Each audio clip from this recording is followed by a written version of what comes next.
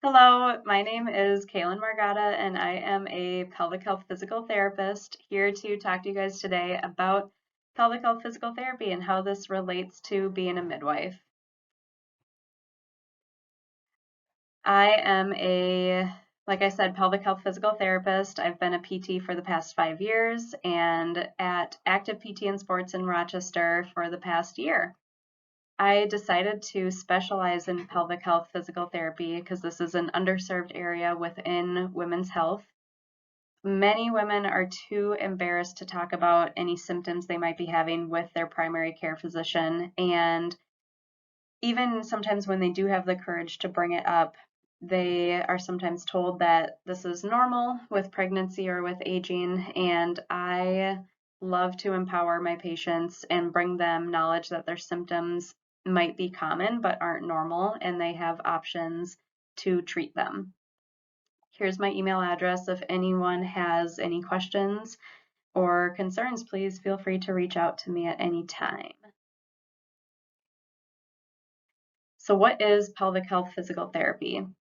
Physical therapists are muscle experts, and pelvic health physical therapists are treating the pelvic floor muscles and muscles surrounding the pelvis. We treat pelvic floor dysfunction, which can include pain, tightness, weakness, or incoordination of pelvic floor muscles. We don't just teach Kegels, although sometimes this may be indicated. There are other important interventions that we do as well. And we treat both pregnant and postpartum women. When would you refer a patient to see a pelvic health physical therapist? One of the easiest ways to know the answer to that question is just asking the patient questions. Like we talked about, a lot of these things go missed because patients are either embarrassed to talk about it or they don't know if it's normal or not. So here are a list of questions that you can ask about, including bladder function with urinary urgency, frequency, or incontinence, bowel function with fecal urgency or incontinence, pressure, heaviness, or the feeling like something's falling out of the vagina, pain with intercourse or dyspareunia, scar numbness, pain or tightness, pelvic, tailbone, SI joint, or pubic symphysis pain, and diastasis recti or coning or doming of the abdomen with activities. And if your patient just has any questions or concerns related to return to exercise. So we talked about the questions that you can ask your patients, and here's how you can do a quick physical exam yourself. Assessing for diastasis recti, having the patient lay on their back, lift up their head and shoulders while you are palpating along the linea alba, assessing for any changes along width or depth of that separation. Any scar, tightness, pain, or numbness, either with a cesarean scar or perineal scar. Any pelvic organ prolapse or descent of any organs as the patient is bearing down. Having them have the ability to do a pelvic floor contraction or a Kegel, so having them squeeze and lift inward, and then afterwards be able to fully relax their muscles as well. And do a little palpation to the pelvic floor muscles to assess for any tightness or pain when you're applying pressure. If you have a patient that has diastasis recti, either during pregnancy or postpartum, here are some recommendations that you can give them. Have them do a log roll to get in and out of bed or out of a deep chair, and also have them exhale to activate their core as they're going through those movements. Recommend that they avoid exercises that cause doming of the abdomen, and refer them to a physical therapist for an individualized exercise program to improve their symptoms. If you have a patient that has had a perineal scar or a cesarean section, a C-section, have them do some desensitization to their scar. Have them touch it to normalize sensation and massage it once it's healed. For cesarean scars, having them apply a vitamin E oil can reduce the appearance of a scar as well. Normalizing sensation and scar mobility improves the muscle's ability to activate correctly. So if you have a scar that is tight and painful, likely the pelvic floor muscles will be tight and painful and will lead to pain with intercourse. So speaking of pain with intercourse, scar tissue restrictions, like we just talked about, are a big contributing factor, as well as lubrication and estrogen levels. So estrogen increases blood flow to the genitals, and a reduction in estrogen postpartum leads to a lot of symptoms that women will experience, including vaginal dryness. So recommending a lubricant during intercourse can help with that. Having them focus on relaxing their pelvic floor by doing some deep belly breathing, taking some warm baths, doing some yoga stretches.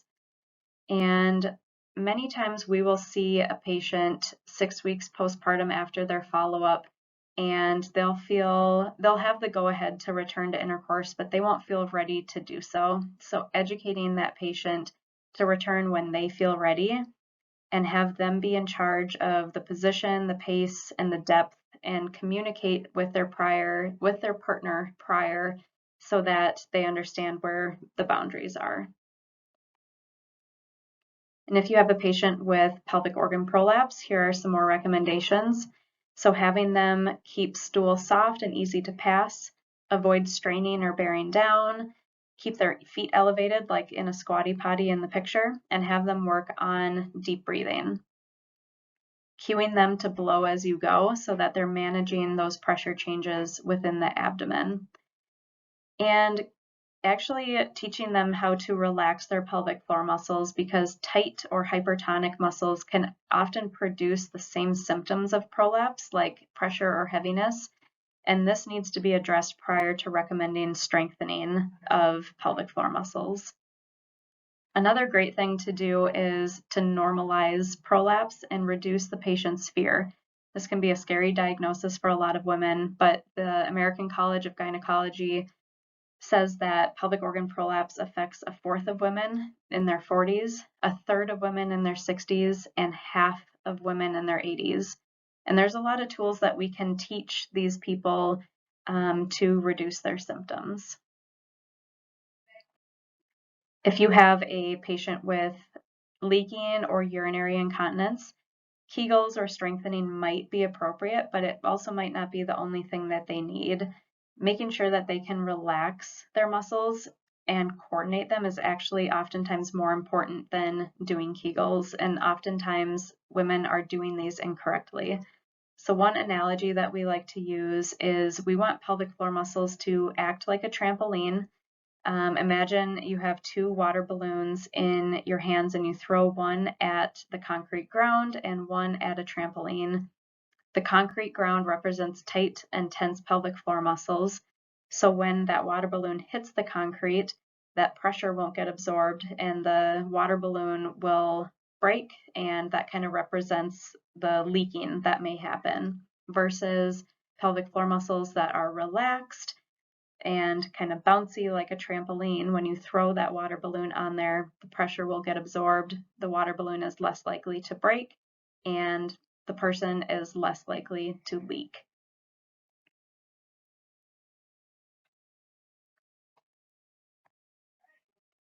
Here are some examples of different treatments that we provide to help our patients reach their goals and return to their lives without uncomfortable or embarrassing symptoms. We'll do some hands-on treatments or manual therapy. We'll do relaxation to pelvic floor muscles or stretching, and we'll train those muscles, whether it's to, again, help them relax or get stronger. We'll do functional exercise instruction, bowel and bladder education, pain neuroscience education. We'll teach pressure management strategies and help them return to their normal routine of exercise, including running and lifting. So on our ActivePT website, we have some resources that you can check out, some different blogs and vlogs that just have a little bit more information on them. And we also have a frequently asked questions list on our website that can give you and your patients an idea of what a pelvic health physical therapy visit would look like. But again, if you have any questions, please feel free to reach out via email to me. I'd be more than happy to answer any questions that you might have. Thank you so much for your time, and I appreciate the opportunity to talk with you all. Thank you.